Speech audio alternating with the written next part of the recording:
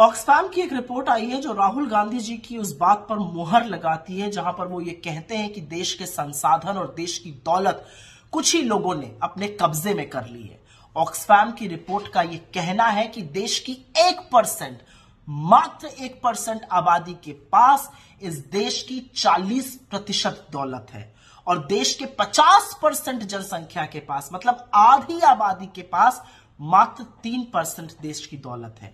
अमीरों और गरीबों की ये खाई लगातार बढ़ती जा रही है और इसके बढ़ने का कारण है घटिया नीति निर्धारण जो सिर्फ अमीरों के लिए किया जा रहा है और गरीबों को उनके हाल पर छोड़ दिया जा रहा है।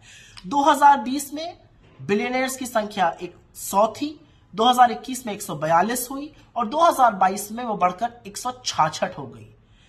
आप ये सोचिए कि इन बिलियनियर्स की आय प्रतिदिन 3000 करोड़ रुपए से ज्यादा पर बढ़ रही है। इनकी आय तो इतनी है कि अगर 10 सबसे अमीर आदमियों की आय पर 5% टैक्स भी लगा दिया जाए तो सारे बच्चे वापस स्कूल जा सकते हैं। गौतम अडानी जी के लाभ पर, प्रॉफिट पर 2017 से 2021 में जो हुआ, अगर उस पर टैक्स लगा दिया जाए तो 50 लाख प्राइमरी टीचर्स को नौकरी दी जा सकती है और देश के 100 अमीर आदमियों की वेल्थ आज इतनी हो गई है कि वो देश का बजट 18 महीने तक चला सकते हैं। लेकिन बजाय गरीब को सहायता देने के गरीब की कमर तोड़ी जा रही। और ये ध्यान से सुनिएगा कैसे, क्योंकि इस देश का हर व्यक्ति टैक्स देता है। जो जीएसटी इनडायरेक्ट टैक्स होता है वो तो हर व्यक्ति दे रहा है और अमीर से अमीर, गरीब से गरीब एक ही रेट दे रहा है। जीएसटी के कुल कलेक्शन का 64%, 64% पैसा 50% आबादी से आता है जिनके पास मात्र 3% वेल्थ है। मतलब अगर जीएसटी 100 रुपए कलेक्ट करता है तो 64 रुपए देश के सबसे गरीब 50% आबादी से आता है और सबसे अमीर 10% मात्र 3% का कंट्रीब्यूशन करता है। स्थिति तो और भी भयावह हो जाती है जब आप औरतों को देखते हैं। आज औरतों की स्थिति इतनी दयनीय है कि जो काम पुरुष करके 1 रुपए कमाते हैं, औरत 63 पैसे कमा रही है।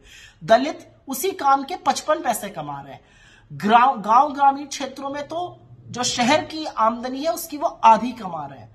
लेकिन बजाय नीति निर्माण, बजाय बजट, बजाय पॉलिसीज गरीबों को उबारने के लिए बनाई जाए, अमीरों के लिए ही बनाई जाती हैं।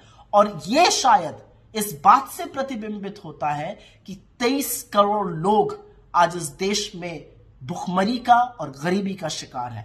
मुझे नहीं पता कि मोदी सरकार को और क्या आंकड़े चाहिए और कब तक ये मुगालते में रहेंगे, लेकिन हिंदुस्तान जैसे यंग देश में गरीबी और अमीरी के बीच का बढ़ता फासला एक टिकिंग बॉम्ब है और सरकार को इसका संज्ञान तो लेना ही पड़ेगा।